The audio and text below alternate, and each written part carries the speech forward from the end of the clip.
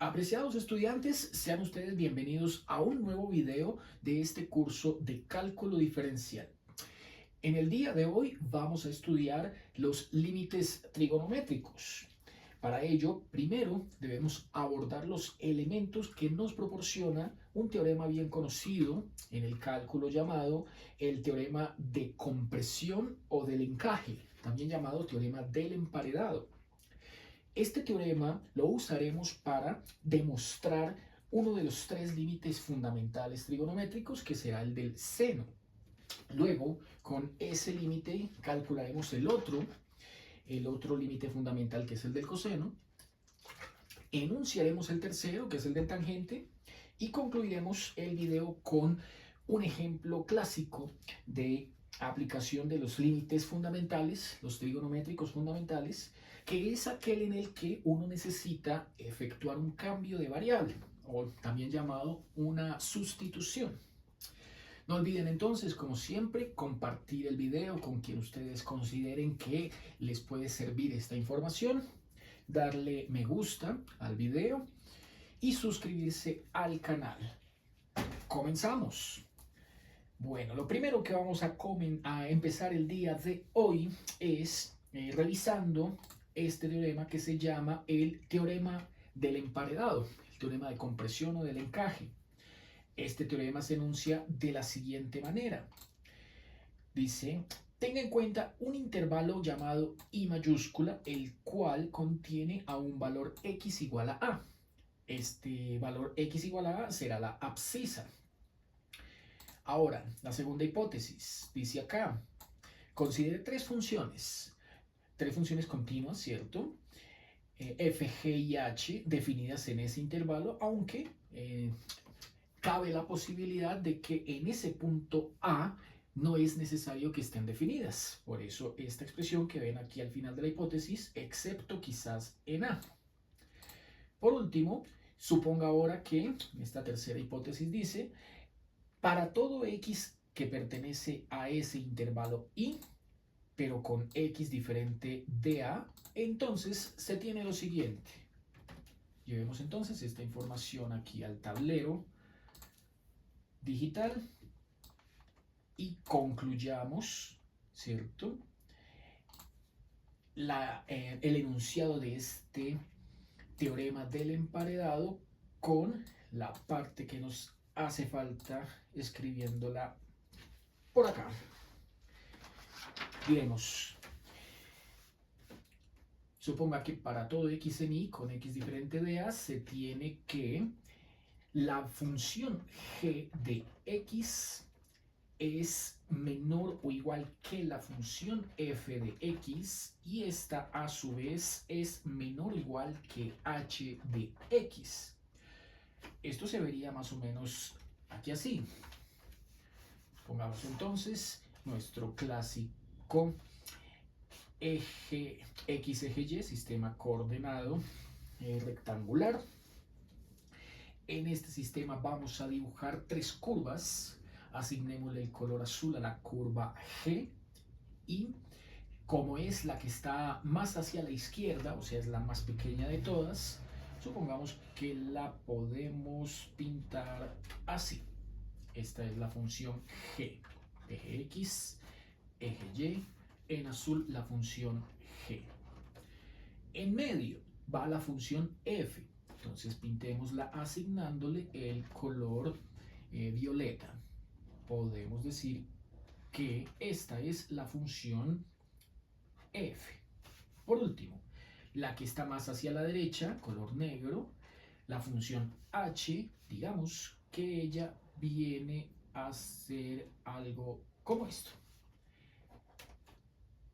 Claramente el punto de coincidencia de las tres es este que encontramos por acá, el cual tendrá como coordenadas a la abscisa x igual a y va a producir, por supuesto, una imagen. Entonces vamos a ver a qué valor corresponderá esa imagen. Pues según este diagrama que estoy aquí dibujando, coincidirá para ellas tres, ¿cierto? Pues bien, el teorema del emparedado, el teorema del encaje o compresión, dice que siempre y cuando estas tres hipótesis sean ciertas, entonces también debe ser cierto lo siguiente. El límite cuando x tiende a de la función g de x debe ser igual a una cantidad que vamos a llamar L, y asimismo el límite cuando x tiende a de la otra función h de x, asumiendo que también vale L, y nótese que estamos solamente mencionando a la más grande, la que está más hacia el costado derecho, la h, y la más pequeña, que es la que está más hacia el costado izquierdo en esta desigualdad. Es decir, las funciones g y h. No estamos mencionando por ahora la función que se encuentra en medio. Bueno, pues vamos a asumir que si estos dos criterios se cumplen, este de acá y este de acá, entonces tendremos que el límite cuando x tienda a ese valor a de la función f por necesidad también debe ser igual a L. En esto consiste entonces el teorema del emparedado. Veámosla con un ejemplo, un sencillo ejemplo, ¿cierto? En el cual las tres curvas coinciden mediante esa proposición que hemos acabado de plantear, que es este límite. El teorema de compresión habla entonces de esos tres límites. Supongamos lo siguiente. Ejemplo, sea la función h, ¿cierto? La más grande de todas. Supongamos que sea la expresión polinómica de segundo grado, 3x a la 2 menos 17x más 28.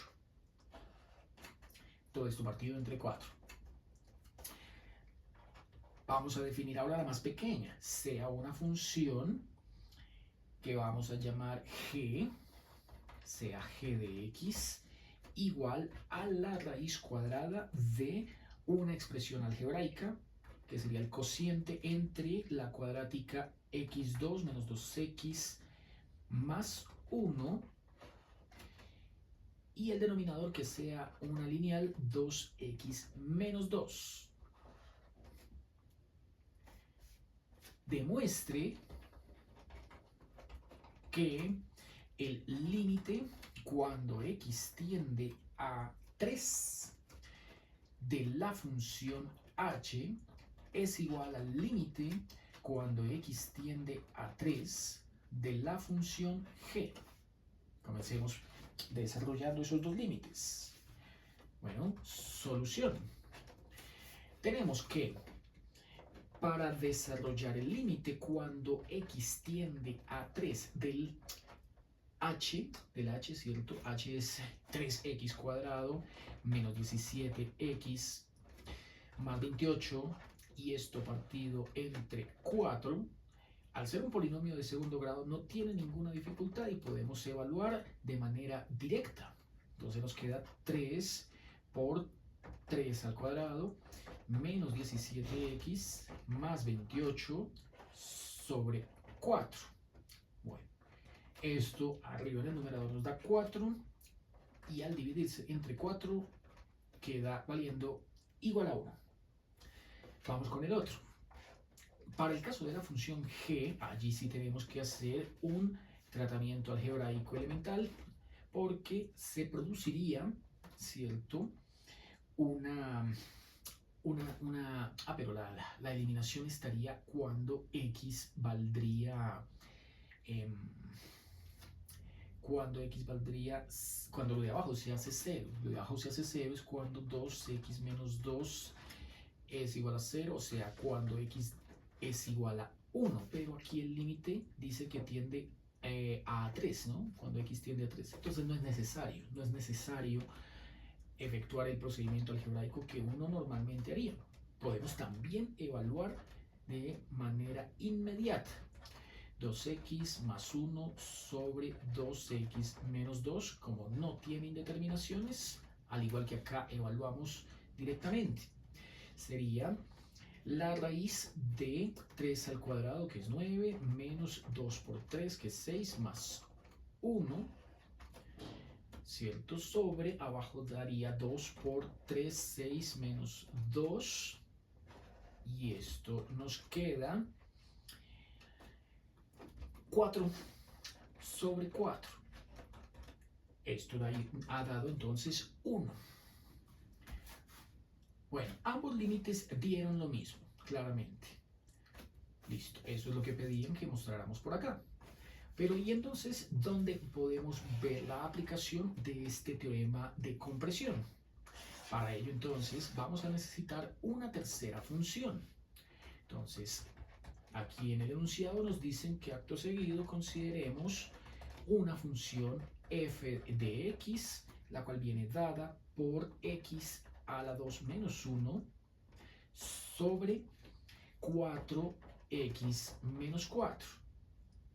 Entonces, vamos al GeoGebra para graficar la función g, la función h y de últimas la función f.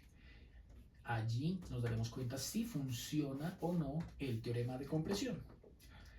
Entonces, como GeoGebra grafica las funciones en orden alfabético, la primera que debemos insertar es la que llamamos f, que es el cociente entre x2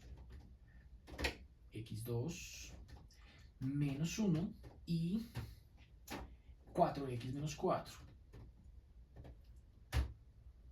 Tiene la forma entonces de una función lineal, pero que sería inconsistente, no, sino discontinua, ¿cierto? Tendría un agujero o una remoción en x igual a 1. Ahí pues en el GeoGebra no se nota casi, ¿no? La que de segundas debemos insertar es h. Entonces h fue la que nos dieron de primeras en el enunciado y es la cuadrática 3x a la 2 menos 17x más 28 dividido todo entre 4. Esta es la función g. Esta es la función g. Sí, esta es la función g. Entonces, debemos es primero la que era raíz, ¿no? La que era raíz. Eso, primero va la que es una raíz de un cociente de una cuadrática que era x2. Estoy haciendo esto para que coincida con lo que en el enunciado me dieron, que es la función f, la que ya tenemos ahí en color verde, la función g, que era la que llevaba esta raíz, ahí me salió pintada en color azul, y la que estaba intentando ahorita escribir, debo dejarla de últimas, que es h, era el cociente entre una cuadrática y una constante, 3x cuadrado menos 17x más 28 sobre 4. Eso, ahora sí está todo en orden como debe ser. Bueno, f, g y h. Según el teorema de compresión, dice acá que si al calcular el límite cuando x tiende a 3 para la h y para la g, ambos valores dan igual a 1, entonces debe ser cierto que el límite cuando x tiende a 3 de esa función f, la cual como vemos aquí en el GeoGebra está en medio de las dos, ¿cierto? Debe ser cierto pues que también el límite da lo mismo. Primero comprobemos entonces acá que la imagen de cada una de las tres funciones, f de 3, g de 3 y h de 3 es la misma. En el teorema no es necesario que estas imágenes existan, ¿cierto? Lo que sí debe ser cierto es válido para el límite. Lo que sí debe ser válido es para el límite. Más no necesariamente para la imagen. Aquí casualmente en este ejemplo, tanto el límite como la imagen coincidirán. Ahora faltaría aquí probar que el límite cuando x tiende a 3 también vale lo mismo que estos dos. Terminemos de escribir el enunciado, considere f igual a eso, compruebe el teorema de compresión, para que no suene redundante, del emparedado. Compruebe el teorema del emparedado. Sería límite cuando x tiende a 3, se supone que este no es necesario de calcular, ¿no? Pero pues como ya vimos en la gráfica, entonces aquí faltaría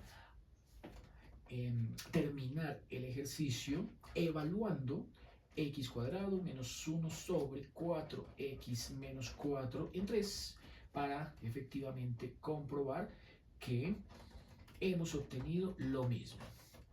9 menos 1, 8. 3 por 4, 12. Menos 4, 8.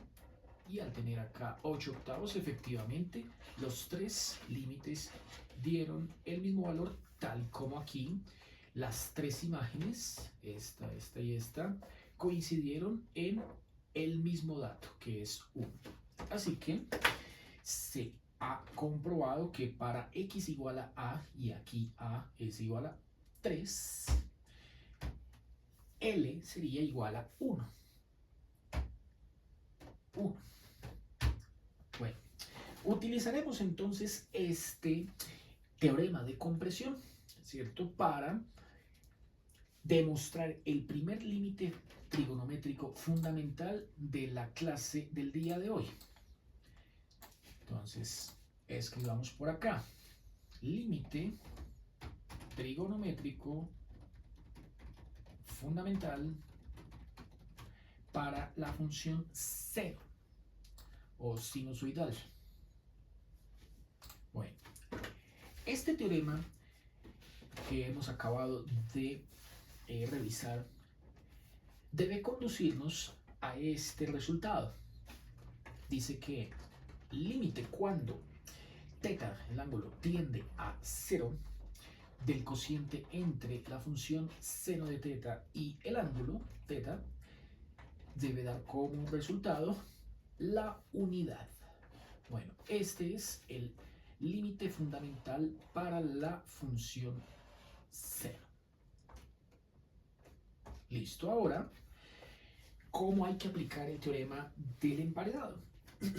Entonces, lo primero que vamos a hacer es considerar un círculo de radio unitario centrado en el origen. Entonces, considere, veamos por acá,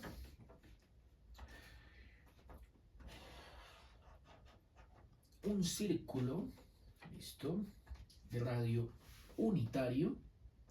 Entonces, desde acá hasta cualquier punto en donde se nos ocurra hacer la elección de la periferia de la circunferencia, llamémoslo P, esa distancia es igual a la unidad. La figura entonces terminaría completándola como su clásico eje vertical y también su clásico eje horizontal. Bueno, en este diagrama, donde hemos pintado una circunferencia centrada en el origen y de radio igual a 1, debemos hacer una proyección de esta hipotenusa de tal manera que pueda yo diseñar por acá un triángulo rectángulo, ¿cierto? Como este que estoy aquí construyendo, así, ¿cierto? Pero fíjense que le haría falta este último borde. Así que este segmento que necesito se lo dibujo proyectando la hipotenusa de ese triángulo rectángulo, ¿cierto? Completándola, de tal manera que la distancia que hay entre el origen coordenado y este nuevo punto llamado Q mientras que este de acá es el punto P, este que está más lejos es el punto Q, pues obviamente es más grande que la unidad, es mayor que la unidad. Necesito otro punto de apoyo, porque el triángulo, como ven, ha quedado completo como esta esquina, el 0, esta esquina superior, la Q, y este punto de acá que podemos llamar R. El punto de apoyo que adicionalmente voy a colocarle y que necesito para la demostración es este punto que coincide entre la línea punteada que acabo de escribir, vertical, y el eje X. A este punto, este de acá, lo voy a llamar punto A. Con esta figura, ¿cierto? Sabiendo que estamos hablando de una circunferencia de radio 1, o sea que este sería punto 1, este menos 1 y este también 1. En esa circunferencia, bueno, voy a plantear una desigualdad, con 3 elementos, una triple desigualdad, ¿cierto? Con áreas. Entonces, desigualdad con áreas. Bueno, las 3 áreas que voy a tomar en cuenta, voy a dejar quieta la figura allá en la parte superior derecha de la pantalla, ¿cierto? Aquí empezaré entonces yo con, dejo un espacio para la primera área, en medio irá la segunda y aquí al costado derecho la tercera, ¿listo? Dejo una desigualdad grande, de tal manera que según la figura que estoy construyendo a mi derecha, pueda comparar 3 áreas siempre y cuando esta comparación sea verdadera. Entonces, es cierto decir que el área del triángulo OAP, que sería origen, este punto en la base A, el último que puse, y este punto que pertenece a la circunferencia, esa área es más pequeña que la del segmento semicircular. Voy a pintarlo entonces así, es un segmento semicircular,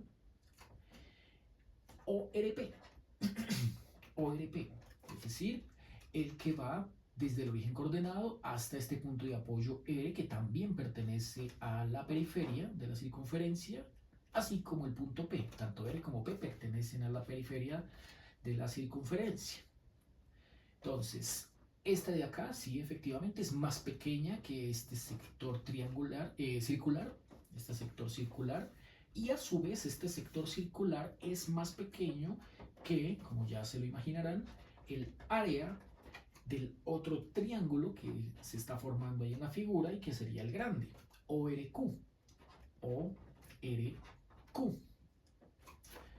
Origen coordenado, el extremo sobre la base, el más ancho, y el punto más lejano, que sería este Q, el cual lo pinté proyectando la hipotenusa de radio 1, con este segmento de color púrpura. Bueno, geométricamente hablando, este planteamiento que hice acá es verdadero. Vamos a llamar a este planteamiento, ¿cierto?, la ecuación número 1. Técnicamente no es una ecuación, sino una inecuación. Y más allá de que sea o no una ecuación, ¿cierto?, porque es una desigualdad, lo que nos interesa es que contenga los 3 elementos necesarios para poder aplicar el teorema del emparedado. Entonces hay que llevar esos 3 elementos de área que acabo de escribir acá a funciones o cantidades conocidas. Como ven en la figura, lo único que conozco es el radio de la circunferencia, el cual es igual a 1, y voy a definir por acá la variable θ, que será el ángulo en términos del cual me va a quedar todas las expresiones. No tengo más, ¿no? Eso es apenas con lo que puedo trabajar para plantear estas 3 áreas. Así que comencemos con esta primera que tenemos en la parte izquierda de esta desigualdad. Vamos con el área del triángulo pequeño. Entonces, para el triángulo pequeño, ¿cierto? Volveré por acá a dibujar solamente ese triángulo, ¿cierto? Tendríamos algo como esto. Por aquí la unidad, por aquí el punto 0 o la letra O, por aquí la letra P y por aquí la letra A. Listo, es un triángulo rectángulo, ¿cierto? Cuyo ángulo en la esquina inferior es el teta, el ángulo teta. A ver si esta figura me ayuda. No, porque da o un escaleno o un isósceles, ¿no? Y necesito un triángulo rectángulo. Déjamelo así. De aquí entonces necesitaré que participen las funciones seno y coseno, teniendo en cuenta que si seno está relacionado con el cateto opuesto, entonces aquí debe ir seno de teta, y si coseno está relacionado con el cateto adyacente a ese ángulo teta, pues debe ir aquí en la base. Entonces tengo planteamiento para los tres lados que me conforman ese triángulo rectángulo. Su base, que es coseno, su altura, que es seno, y su hipotenusa, que es 1. Luego, el área de esta figura, área sería igual a 1/2 de la base por altura, por ser un triángulo común y corriente. Por lo tanto, el área me queda como 1/2 de la base, que es coseno, la base que es coseno de teta, por la altura, que es seno de teta. Listo. Vamos con la segunda. La segunda expresión que tengo por acá, la cual corresponde al segmento circular ORP. Bajemos otra vez un poquito la figura para poderlo ver mejor. Nos pide que también planteemos para esa figura intermedia, dibujémosla por acá. Entonces sería de nuevo pintar por acá el segmento OP. Aquí ya no tendríamos el segmento OA, sino uno un poquito más largo, que es el segmento OR. Y esto ya no sería una línea recta, sino un segmento semicircular. Esto sería entonces parte de la circunferencia central.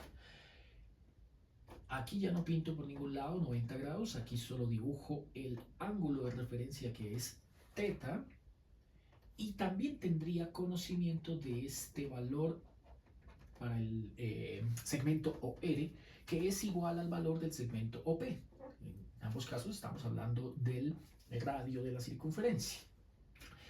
Entonces, para este segmento intermedio, sabemos que el área de un segmento semicircular es igual a 1/2 de el radio al cuadrado. Y en este caso, como el radio es igual a 1, a esta ecuación le falta multiplicar por el ángulo. Eso, pongámoslo así. 1/2 de el radio al cuadrado por el ángulo. El ángulo es teta. Entonces nos queda área igual a 1/2 de 1 a la 2 por teta. Nos ha quedado entonces teta medios.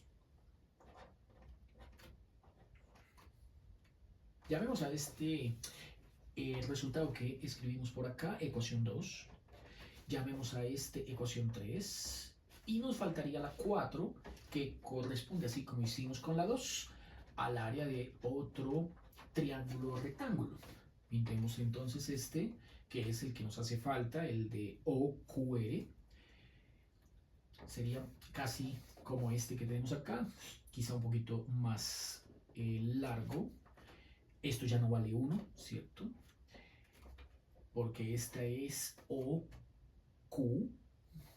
mientras que el que sigue valiendo 1 es la base. La base va desde O hasta R. Esta altura tampoco la conocemos, ¿cierto? Entonces aquí vamos a necesitar, porque pues ya no es como al principio, aquí al sector izquierdo, que conocíamos los 3 lados del triángulo. Aquí solo conocemos uno, ¿cierto? Vamos a necesitar entonces el planteamiento de la tangente. Aquí en este caso tendríamos que la tangente de este ángulo θ es igual al cociente entre los segmentos de línea, el que va de R hasta Q, ¿cierto? La altura, y el que va de O hasta Q, que sería la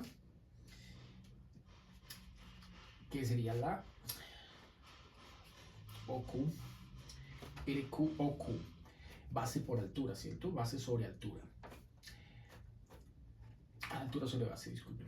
Altura, cociente altura sobre base. OQ, no, estoy escribiendo aquí la hipotenusa, ¿no? Tiene que ser la base es OR. Disculpen, aquí hago la corrección, es OR. Eso, altura y base. Bueno, el cociente entre la altura y la base nos proporcionará una relación entre alguno de estos dos y la tangente. ¿Por qué digo alguno de estos dos? Porque uno es conocido y el otro es desconocido. Sabemos que de esta figura OR es el conocido y es el que vale 1. Entonces cambiamos este segmento OR por la unidad y tendríamos que la tangente del ángulo es igual a el segmento RQ sobre 1. O sea, simplemente el segmento RQ. Lo bueno es que si el valor del segmento RQ es igual a la tangente, entonces ya tenemos un segundo lado de ese triángulo rectángulo. Como es triángulo rectángulo, aquí su símbolo, 90 grados, y aquí RQ, que sería la altura, tangente del ángulo. Conocida la base y conocida la altura, ya no es problema hallar la hipotenusa, aunque para este caso no se necesita, pero si fuera necesaria, sabremos que por Pitágoras es la raíz cuadrada de la suma de los cuadrados de la base y la altura. 1 al cuadrado más tangente de θ al cuadrado. Pero aquí no lo necesitamos. No lo necesitamos porque lo que sí necesitamos es el área de este triángulo. Ya tenemos área de este triángulo de acá, ya tenemos área de este segmento de acá, falta el área de este triángulo de acá, de la derecha. El área, lo mismo, un medio de base por altura, lo mismo que lo que hicimos para el primer planteamiento, como ven en la pantalla, al costado izquierdo. Aquí nos dirá que queda como un medio de la base que vale 1. Entonces, no es necesario escribir ese 1. Y la altura, que según lo que acabamos de analizar, es igual a la tangente, como lo estamos viendo ahí en la figura. Un medio de la tangente de θ. Y a esta última expresión la vamos a llamar ecuación número 4. Bueno, entonces lo que debemos hacer es reemplazar las expresiones 2, 3 y 4 en la desigualdad inicial, que era la que habíamos planteado por acá como ecuación 1, o inecuación más bien, inecuación número 1. Entonces quedaron en orden de izquierda a derecha, en orden de izquierda a derecha. Esto nos queda utilizando 2, 3 y 4 en la ecuación 1, inecuación 1. De primeras, un medio de coseno de θ por seno de θ, menor que la del medio, el área del segmento semicircular. Entonces es θ medios. menor que el área del triángulo rectángulo más grande, que es también un medio de la tangente de teta. Y en esta desigualdad hay un factor común, ¿cierto? Que es un medio. Ese un medio lo podemos eliminar multiplicando toda la desigualdad por 2. Entonces, si hago esto, multiplico por 2. Si multiplico todo por 2, desaparece este 2, este 2, este 2 y me queda coseno de teta por seno de teta menor que teta menor que la tangente de teta. Como ven aquí, estas dos expresiones ya están en términos de seno y coseno, y esta función tangente puede escribirse en términos de seno y coseno. Así que lo que hacemos es dejar aquí el producto coseno por seno, dejar aquí el ángulo teta y escribir aquí la función tangente, la razón trigonométrica tangente definida como seno sobre coseno, para luego multiplicar todo por 1 sobre seno. Entonces, en este tercer paso, multiplico toda la desigualdad por 1 sobre seno. O, lo mismo, la instrucción también podría decirse como divido todo entre seno de teta. Al multiplicar por seno, ¿cierto? Me quedará, por 1 sobre seno, me quedará que el coseno de teta por seno de teta dividido entre seno simplifica esa función seno y me queda únicamente coseno de teta. En medio, al dividir este ángulo entre seno, queda planteada la expresión teta sobre seno de teta. Y acá, en el costado derecho, al dividir entre seno, también simplifica esta función seno, quedándome 1 sobre coseno de teta. Como ven, esta expresión me ha quedado un entero, que es el de la izquierda, una fracción, que es el del medio, y otra fracción, que es el de la derecha. La idea es que las tres queden como fracciones. Entonces, la única manera de que este entero se convierta en una fracción es colocándole un 1 debajo. Ahora sí, las tres son fracciones. Y sabemos de las desigualdades que si uno tiene una comparación entre dos o más fracciones, de tal manera que en todas estas fracciones hay un orden bastante bien definido. ¿Quién es el numerador? Los que están encima. ¿Y quiénes son los denominadores? Los que están debajo. Uno puede efectuar un intercambio entre numerador y denominador, ¿cierto? O lo que sería equivalente a multiplicar cada una de estas tres por multiplicar no sino elevar a la menos 1, ¿cierto? Cada una de las tres, para girar o voltear numerador y denominador, quedan intercambiados. Entonces la instrucción podríamos escribirla no como multiplicar, sino elevo a la inversa.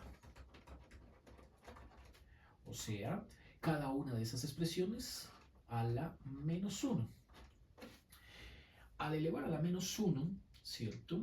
Tendría que este coseno de teta sobre 1 a la menos 1, este ángulo teta sobre seno de teta a la menos 1 y este 1 sobre coseno de teta a la menos 1, ¿sí? Al elevar a la inversa, ya no puedo conservar los mismos signos de orientación menor que. Ahora cambian, se modifican por mayor que. Es de cuidado siempre tener esa reserva de que cuando uno está intercambiando numeradores con denominadores, es decir, está elevando a la inversa, se modifica la orientación de los signos de comparación. Entonces pasan de menor que a mayor que y por lo tanto esto nos queda. Invertir coseno de teta con 1 se escribiría como 1 sobre coseno de teta. Este es el signo de comparación que queda. Invertir teta con seno de teta queda seno de teta sobre teta. Y por último, invertir 1 sobre coseno quedaría coseno de teta sobre 1. Ahí quedaron los tres invertidos. Bueno, en este penúltimo paso, ya estamos a punto de llegar a la demostración, podemos de nuevo utilizar aquí la gráfica del GeoGebra clásico, limpiémoslo entonces, para graficar las dos funciones extremas, la menor y la mayor. Entonces, la que nos quedó más hacia la izquierda, o sea, la menor, fue 1 sobre coseno de teta. Escribámoslo aquí como x. 1 sobre coseno de x. Esa fue la que quedó hacia la izquierda. Hacia la derecha quedó coseno de teta sobre 1. Escribámosla simplemente como coseno de x. Esta fue la que quedó hacia la derecha.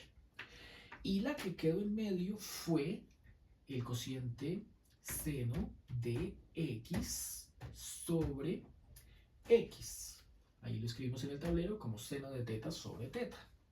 Como pueden observar, hay puntos en donde las tres coinciden, mientras que hay puntos en donde hay dos que coinciden y una que no. Nos interesa, según lo que estamos viendo acá, uno de esos puntos en donde las tres coinciden. El más inmediato es este.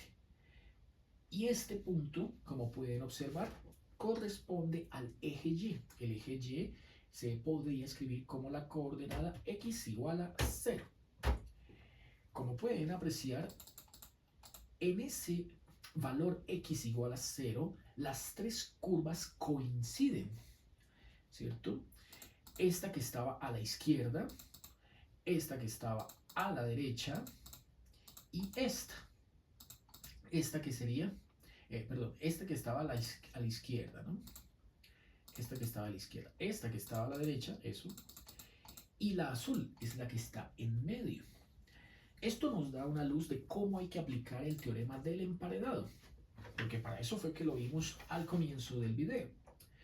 Entonces, justo en este paso es donde aplico el teorema de compresión.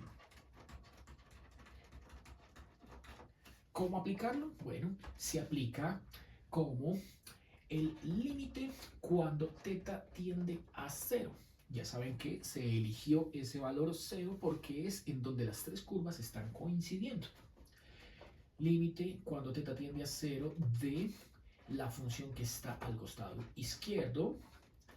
Límite cuando teta tiende a 0 de la función que está en medio. Y límite cuando teta tiende a 0 de la función que está en el costado derecho, que es coseno de teta. Sin embargo, ustedes recordarán que cuando vimos aquí el ejemplo de aplicación del teorema de compresión, este que tenemos acá, o incluso aquí directamente desde la teoría, ¿cierto? Debe plantearse de tal forma que la función que está a la izquierda debe ser la más pequeña de las tres. Luego viene una en medio, luego viene la más grande, que es la que queda ubicada al costado derecho. Pero según lo que tenemos por aquí planteado, ¿cierto?, que fue la última desigualdad, es como si estuviese escrito al contrario. Y eso lo podemos ver aquí en la gráfica del GeoGebra. Esta es la más grande de las tres. Y fue la primera que escribimos. Se supone que debería ser la última. Esta es la más pequeña y se supone que debería ser la primera. Y esta azul es la que cae en medio. Esa sí no tiene ningún problema en cuanto a la orientación de los signos de comparación. Entonces, ¿cómo hacer para dejar bien escrita esa desigualdad? Entonces, si estamos diciendo que esta cantidad es la más grande de todas, seguiría una intermedia y esta de acá es la más pequeña. Si esta es la más grande, esta es la mediana y esta es la más pequeña, podemos invertir el orden y escribirlas como, entonces, digamos acá que invierto el orden de comparación para esta desigualdad, para que ahora sí me quede bien escrito el teorema de compresión. Y sería la última, escribirla de primeras. Límite cuando teta tiende a 0 de coseno de teta. La del medio no cambia, pero el signo de comparación, ese sí va a cambiar. Límite cuando teta tiende a 0 del cociente entre seno del ángulo y el ángulo. Y aquí el que estaba de primeras ahora va de últimas porque es la más grande. Límite cuando teta tiende a 0 de 1 sobre coseno de teta. Esto es, haga de cuenta usted, como cuando compara tres números. Entonces, aquí está diciendo que en esta línea, ¿cierto? Tiene un primer número que es el más grande de todos, supongamos que es el 5. Aquí tiene un número intermedio, supongamos que es el 3, y aquí tiene un último número que sería el más pequeño de los tres, digamos que es el 1. Esta desigualdad es cierta escribiéndola de esa forma o también utilizando esta escritura en la última línea, primero escribiendo el 1 más pequeño que el 3 y este a su vez más pequeño que el 5. Como ven, las dos relaciones de triple desigualdad son equivalentes. Me quedo con la última porque es la que me favorece para poder aplicar precisamente el teorema de compresión. Para esto fue que se hizo todo este análisis que comenzó con una comparación geométrica, ¿no? Bueno, el último paso entonces que nos queda aquí por efectuar es la evaluación de los límites que se puedan evaluar, ¿no? Porque, como ven, el límite del medio, si yo reemplazo el ángulo teta por su valor 0, aquí me quedaría de la forma indeterminada 0 sobre 0, lo cual no tendría sentido. Y además que tampoco algebraicamente se puede simplificar, como en el caso de un par de polinomios en donde uno sí puede factorizarlos y luego eliminar los monomios que generan esa indeterminación. Aquí no es así de fácil. Pero en cambio, tanto el límite de la derecha como el límite de la izquierda sí son posibles de evaluar de manera directa. Notemos entonces lo siguiente. El del medio, como no se puede evaluar, se queda quieto. Límite cuando teta tiende a 0 del seno de teta sobre teta. El de la izquierda quedaría coseno de 0, cuyo resultado es igual a 1. El de la derecha, el límite cuando teta tiende a 0 de 1 sobre coseno de teta, quedaría como 1 sobre coseno de 0. Y como 1 sobre coseno de 0, el cual como vimos acá es igual a 1, daría también 1, ¿cierto? 1 sobre 1 nos da igual a 1. Entonces, esto es lo que cobra sentido para haber usado el teorema de compresión. Y el teorema de compresión dice que si los límites izquierdo y derecho, o inferior y superior, de dos funciones coinciden en su valor, ¿cierto? Entonces necesariamente, ¿cierto? Necesariamente el límite que está en medio debe tomar precisamente ese valor. No queda de otra, ¿cierto? No tiene otra alternativa. Conclusión. El límite de compresión, al aplicarlo, nos dio que si aquí esto dio 1, esto es el límite cuando x, no es x sino teta, ¿cierto? Límite cuando teta tiende a 0 de seno de teta sobre teta, y aquí esto también dio 1, para que esta relación sea cierta, independientemente de que aquí el signo de comparación fuera menor que o menor o igual a que, según el teorema que lo planteaba como menor o igual, independientemente de eso, hemos concluido se concluye que el límite cuando teta tiende a 0 de seno de teta sobre teta por necesidad debe ser igual a la unidad. Veámoslo en la gráfica. Entonces, en la gráfica puedo desmarcar esta y quitar también el eje X, el eje Y. Ampliar aquí la pantalla para que podamos ver cómo se comporta esa función seno de teta sobre teta. Entonces, modifiquemos aquí los ejes para que se note un poquito más, ¿cierto? Miren cómo se va comportando esa función seno de x sobre x. Tiene un pico precisamente en el punto coordenado x igual a 0 y y igual a 1. De tal manera que si bien x vale 0 y esta es una expresión que en principio generaría una indeterminación, el límite produce un valor que no tiene ningún inconveniente en dar igual a 1, ¿cierto? Su límite da igual a 1. Es una función simétrica con respecto al eje y, como podemos observar, o sea, es una función par.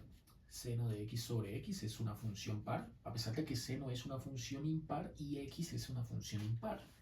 Lo que estamos viendo es que el cociente entre dos funciones impares, seno de x y x, produce una función par, que es esta que estamos viendo aquí en pantalla. ¿Y por qué sé que es una función par? Porque el eje y actúa como un espejo. Todo lo que se refleja al costado, lo que está al costado derecho o en el cuadrante, en los cuadrantes 1 y 4, se refleja exactamente al costado izquierdo, o sea, en los cuadrantes 2 y 3. Vamos entonces a utilizar ese resultado que acabo de obtener acá para demostrar el segundo límite trigonométrico fundamental, que es el del coseno. Este es el límite fundamental del seno, que aparece en muchos ejercicios de límites trigonométricos con bastante frecuencia, pero no es el único. Ya sabemos que son 3. Vamos entonces ahora con la demostración del segundo. Demostración del límite trigonométrico fundamental del coseno. El tercero sería el del seno, pero pues ese ya es bastante más sencillo de obtener. Este también tiene su ciencia. Bueno, ¿a qué hay que llegar? Hay que llegar a que el límite cuando teta tiende a 0 de 1 menos coseno de teta sobre teta es igual a 0. Mientras que este era igual a 1, este es igual a 0. Hay que llegar a este resultado. ¿Cómo hacerlo? Bueno, entonces, conociendo ya este límite, ¿cierto? Siempre que aparezca esta forma, uno puede utilizar su resultado igual a 1. Vamos a ver cómo ahorita, con el ejemplo, podemos hacer para que quede en la forma que necesitamos. Entonces aquí ya podemos trabajar este límite como lo haríamos con un cociente de expresiones algebraicas. Límite cuando teta tiende a 0 de el cociente 1 menos coseno de teta sobre teta, ¿cierto? Y una de las formas clásicas que uno suele emplear es por racionalización, ¿cierto? Aquí, ¿por qué podemos aplicar algo parecido? No es exactamente una racionalización lo que voy a hacer, pero sí voy a utilizar un concepto que aparece con mucha frecuencia en la trigonometría, que son las identidades. Entonces, el factor por el que voy a multiplicar y dividir Este argumento es 1 más coseno del ángulo, es decir, el recíproco del numerador, ¿cierto? 1 menos coseno, su recíproco es 1 más coseno, 1 más coseno. Todos sabemos que al multiplicar y dividir por una cantidad, la que sea, no estamos afectando el argumento. Y podemos entonces continuar con lo que de allí algebraicamente nos produzca. ¿Qué sería? En este caso, límite cuando θ tiende a 0 del producto 1 menos coseno de θ por 1 más coseno de θ sobre, abajo también va un producto que es θ por 1 más coseno de θ. Bueno, ¿en dónde aparece la identidad?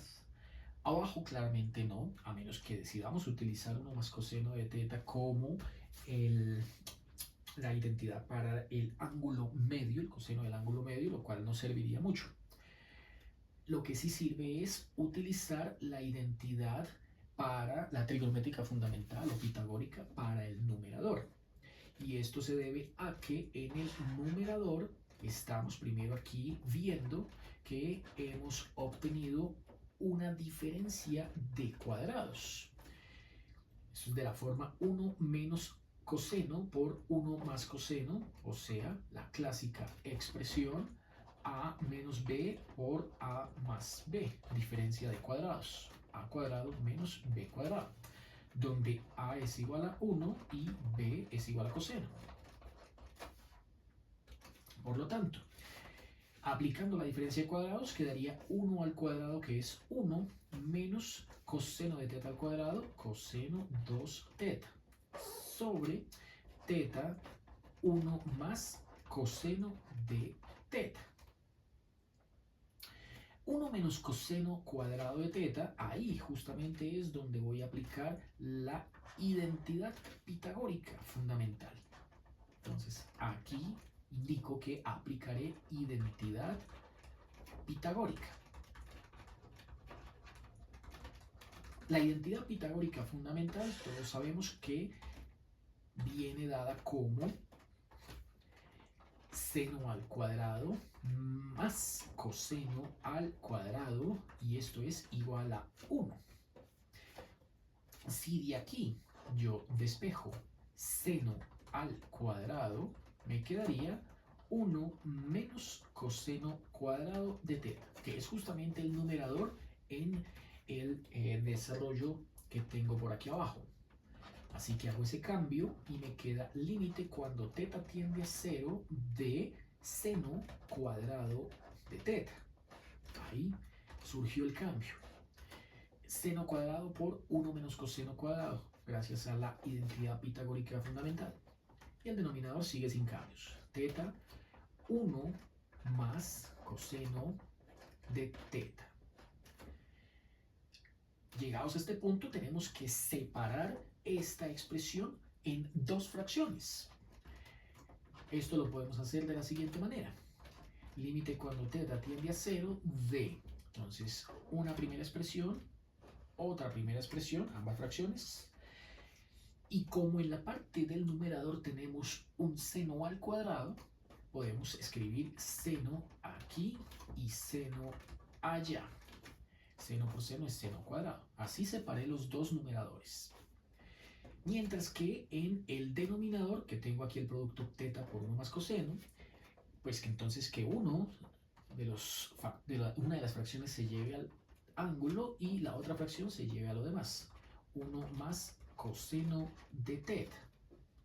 ¿Para qué hice esto? Para aplicar propiedades de los límites. Entonces, en este paso aplico propiedades, más exactamente la propiedad de los límites para el producto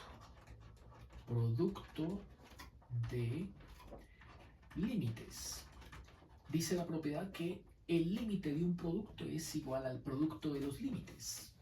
O sea, el límite de este producto que vemos acá puede escribirse como el límite cuando θ tiende a 0 de seno de teta sobre teta por el límite cuando teta tiende a 0 de seno de teta sobre 1 más coseno de teta. Aplico la propiedad para el producto de los límites, que es igual al límite de un producto.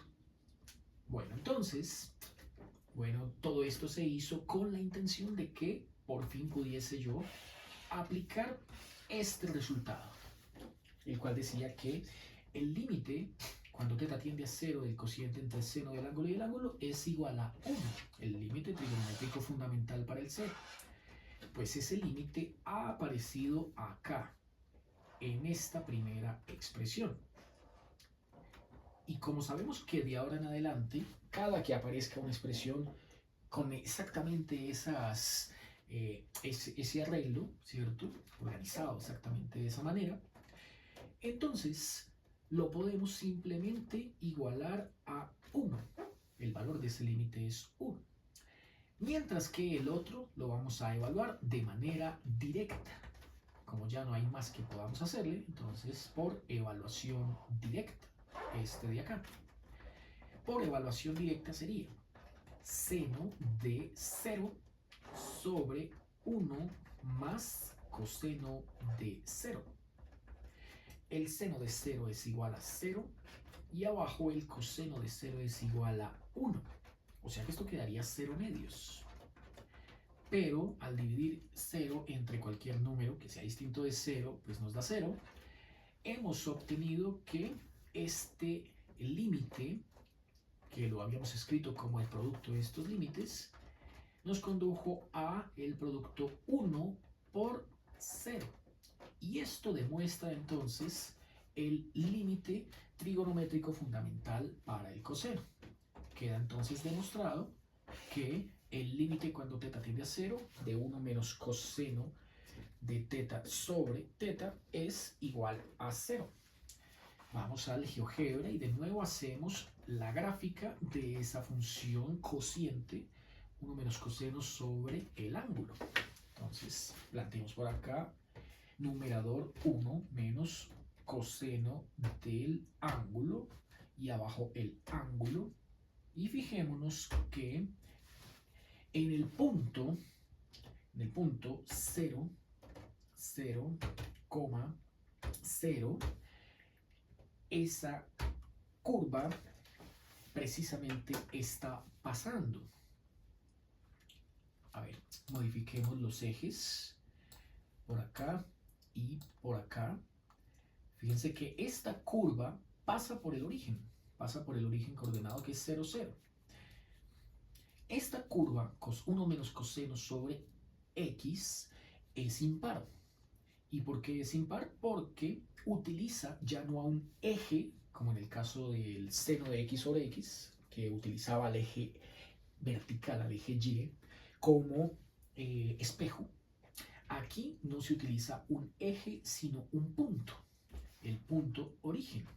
Entonces, ese punto origen, el 0, 0, funge aquí como el que está reflejando en cuadrantes opuestos las curvas, ¿cierto? Porque todo lo que ustedes ven aquí en el primer cuadrante ahora aparece aquí en el tercer cuadrante. Cambia de signo tanto para X como para Y, ¿cierto? Por eso es una función impar. Bueno, por último, entonces quedaría demostrar el tercero de los límites fundamentales trigonométricos, que es el de la tangente. Este límite, escribámoslo por acá,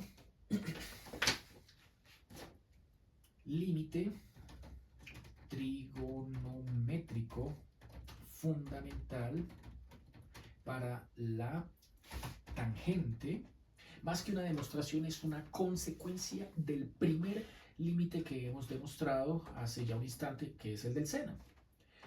Este límite dice que si planteamos límite cuando teta tiende a 0 de tangente de x sobre x, aquí que estamos utilizando es teta, ¿cierto? Entonces dejémoslo así, tangente de teta sobre teta. Al igual que el límite fundamental del seno, también este da 0. Entonces, así como concluimos que el límite del coseno daba 0 desde el límite del seno, este también lo podemos efectuar desde el seno, desde el límite del seno. Entonces teníamos que límite cuando teta tiende a 0 de seno de teta sobre teta, ¿cierto? Seno de teta sobre teta. Este límite valía 1, ¿cierto? Este límite valía 1, valía la unidad. Entonces, para llegar de este límite a este límite, ¿cierto? Lo que podemos hacer es una demostración en reversa, ¿cierto? Hacia atrás, y es desde esta que tenemos acá llegar a esta que tenemos acá. Es la forma más fácil de hacer esta demostración. Veamos. Aquí sería límite cuando teta tiende a 0 de tangente de teta sobre teta. La tangente la cambiaríamos como seno de teta sobre coseno. Y ese cociente a su vez entre teta. Esto se supone que debe, yo le puse 0, disculpen, es 1. Se supone que debe valer 1. Pues aquí tengo el cociente entre una fracción y un entero. Así que la única manera es que a este entero que está en el denominador le agregue un 1 para que se convierta en el cociente de dos fracciones. Continuando nos queda límite cuando teta tiende a 0 de el producto por oreja. Ahí tenemos que hacerle como siempre la oreja, producto de extremos, producto de internos o medios, y nos daría 1 por seno de teta en el numerador sobre, abajo quedaría teta por coseno de teta en el denominador. Y esto debe ser igual a 1. Por lo tanto, si aquí, igual que en el límite que acabamos de demostrar para el coseno, separamos el argumento en dos fracciones, podemos aplicar por propiedades de los límites, límite de un producto igual al producto de los límites, ¿cierto?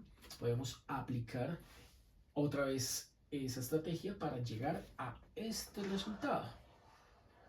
Es lo que queremos, llegar a este resultado. Sería hacer lo siguiente.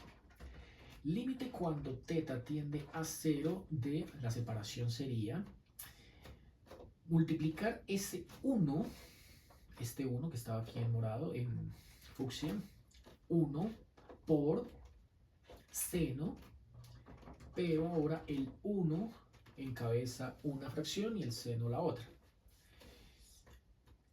Asimismo, el producto entre el ángulo y el coseno del ángulo habría que separarlo, pero ahora de una manera más adecuada. Primero que el coseno del ángulo se vaya con el 1 y luego que el ángulo se vaya con el seno. Esta sí es una forma bastante apropiada para hacer esa separación. Aplico de nuevo las propiedades de los límites. Entonces, límite de un producto es igual al producto de los límites. Me quedaría límite de 1 sobre coseno de teta por el límite de teta tendiendo a 0 de seno de teta sobre teta. Sabemos que tanto este como este tienen que dar 1. Y por último, ya lo que nos queda es en uno hacer la evaluación y en el otro pues llegar a la conclusión que habíamos obtenido de primeras. Y es que este de acá es el que podemos evaluar de manera directa. El otro no, es claramente una definición. Tenemos que la evaluación directa para este que tenemos por acá producirá 1 sobre coseno de 0. Y dado que coseno de 0 es igual a 1, Entonces esto nos ha dado 1 sobre 1 igual a 1. Por otro lado, este de acá, por definición, ¿cierto? Que ya lo podemos considerar por definición, es igual a 1. La demostración que hicimos de la comparación de las tres áreas, ¿cierto? La primera que hicimos nos dio 1. Así que, si este dio este 1 y este otro dio este otro 1, entonces hemos obtenido 1 por 1 igual a 1. Efectivamente, al haber encontrado esta identidad, 1 igual a 1, esto es una forma de hacer una demostración, lo cual nos ha conducido a lo que esperábamos. Por lo tanto, si con esta demostración hemos llegado a esto, ¿cierto? Básicamente fue esto que escribí yo por acá. Entonces, este límite que fue el que produjo inicialmente todo ese desarrollo, pues debe ser cierto, no queda de otra. Ahí están entonces los tres límites trigonométricos fundamentales. Miren, ahí se alcanzan a ver los tres. Tenemos el fundamental para el seno, este de acá, que sería el límite trigonométrico fundamental para el coseno, y este de acá, que sería el límite trigonométrico fundamental para la tangente. Esos son los tres límites trigonométricos fundamentales. Estos límites, además, tienen la posibilidad o son lo suficientemente versátiles como para que uno los pueda trabajar de una forma alternativa. Y esa forma alternativa, entonces la voy a escribir al lado. La voy a escribir al lado y para ello entonces voy a limpiar estos símbolos de checklist, de chequeo, y los escribo aquí al frente. Entonces, alternativamente, quitemos esto también. Alternativamente, ¿cuál sería la forma alternativa para este primer límite, que es el trigonométrico fundamental del seno? La forma alternativa sería límite cuando teta tiende a 0 de teta sobre seno de teta. Eso también daría 1. Esa sería la forma alternativa del límite trigonométrico fundamental al que acabamos de llegar. Como ven, solamente fue una inversión numerador-denominador. Con este también puede hacerse límite cuando teta tiende a 0 de teta sobre 1 menos coseno del ángulo. Eso también dará 0. También es cierto, este límite escrito de esa manera también es verdadero. E incluso este también tiene una tercera alternativa, que sería, tomando en cuenta aquí la primera, no trabajarlo como límite cuando teta tiende a 0 de 1 menos coseno del ángulo sobre coseno sobre el ángulo, sino trabajarlo como límite cuando teta tiende a 0 de coseno del ángulo menos 1. Todo esto sobre teta. Este también se puede invertir, así como lo hicimos acá. Invertir numerador con denominador. Ese es el más versátil de los tres. Todos tres son el mismo, ¿no? Y este de abajo, así como el primero, pues simplemente puede usted invertirlo como límite cuando teta tiende a 0 de teta sobre la tangente. Esto también da la unidad. Gráficamente es fácil de comprobar, así como lo hemos hecho a lo largo de la clase del día de hoy. Ya por ahora creo que podemos dejarlo así. Vamos al ejemplo. El ejemplo con el que concluiremos la clase del día de hoy. Y este ejemplo utiliza un método bien útil, bien conocido, bastante conocido, que es el método del cambio de variable, sustitución o cambio de variable.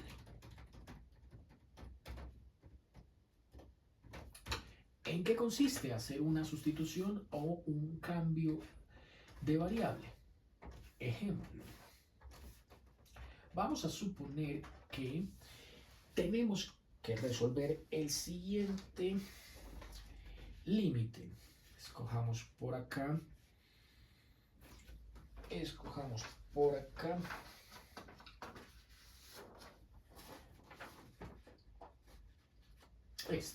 Escojamos el límite cuando x tiende a de seno cuadrado de x menos a sobre x cuadrado menos a cuadrado. Bueno, entonces, antes de hacer la sustitución, lo primero que vamos a hacer es, ya lo que hemos venido haciendo a lo largo de la clase del día de hoy, separar esta expresión como un producto para aplicarle propiedades de los límites y que queden dos límites. Entonces esto nos sugiere que lo trabajemos de la siguiente forma. Solución. Límite cuando x tiende a del producto entre dos fracciones, las cuales tendrían en el numerador ambos a la misma expresión, que es seno de x menos a, tanto para la una como para la otra, y en el denominador, así como ya lo hemos visto también hace un instante, diferencia de cuadrados, x cuadrado menos a cuadrado se puede escribir como x más a por x menos a. Por lo tanto, que una fracción se lleve al x más a, no importa cualquiera de las dos, y la otra al x menos a. De esta forma, el límite de este producto lo evalúo como el producto de los límites. El primero sería límite cuando x tienda a del cociente seno de x menos a sobre x más a. Y el segundo sería límite cuando x tienda a de seno de x menos a, pero ahora sobre x menos a. Luego de eso, trabajo los límites por separado. Vamos ahora para este primero que hemos obtenido por acá. Para este primer límite, ¿cierto? Lo que vamos a hacer es una evaluación directa.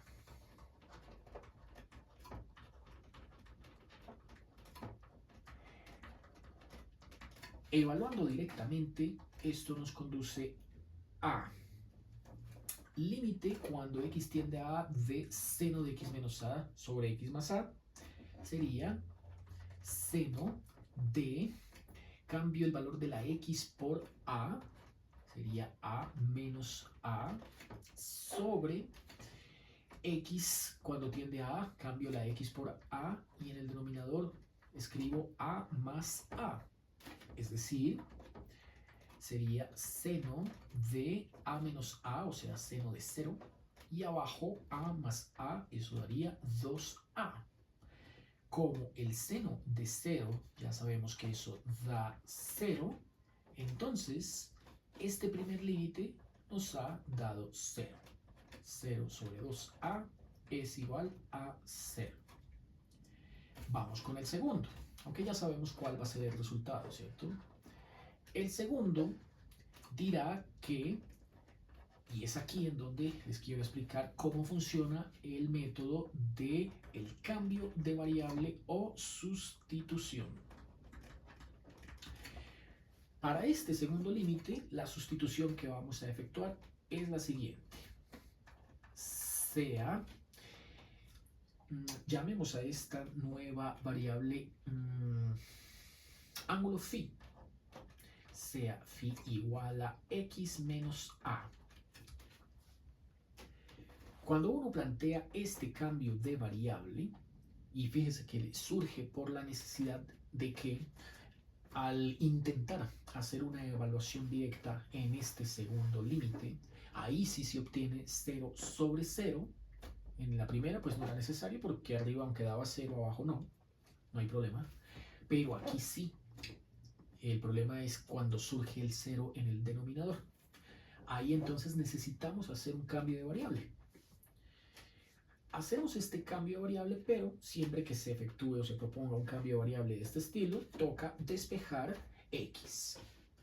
Entonces, esta será una expresión y aquí despejo x para también conservarla como una segunda expresión que proviene de la misma idea, ¿no? Al despejar x quedaría esta nueva variable phi, pero ahora sumándose con la constante a. Como ven, ambas expresiones son la misma, pero dependiendo ahorita de lo que voy a hacer, en algún momento dado, o utilizo esta o utilizo esta. ¿Cómo sería ese procedimiento? Bueno, veamos. La idea cuando uno efectúa una sustitución o cambio de variable es la siguiente. Esto es lo que hay que tener siempre en cuenta. Por eso toca dejarlo claro. Una sustitución consiste en reescribir el argumento en términos de la nueva variable, así como el valor de tendencia. O sea, hay que hacer dos procedimientos para que todo me quede en términos de phi. Empecemos con el argumento. Comenzando con el argumento sería la expresión seno de x menos a sobre x menos a. Tiene que desaparecer la letra x. Según el planteamiento que acabo de proponer por acá, x menos a ahora es simplemente phi. Por lo tanto, esto quedaría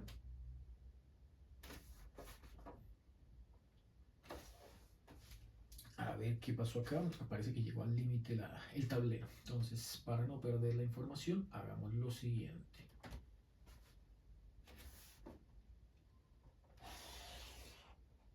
Eso, listo.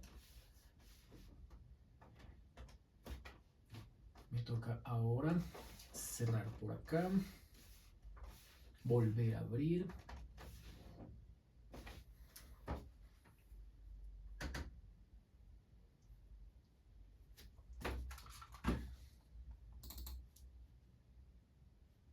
Eso. Y continuar en otro tablero. Empezar con un lienzo en blanco. Listo. Ahí es donde íbamos, ¿no? Al 100%. Eso. Ahí es donde íbamos. Listo. Tenemos entonces que si phi es x menos a, entonces esto me quedará seno de phi.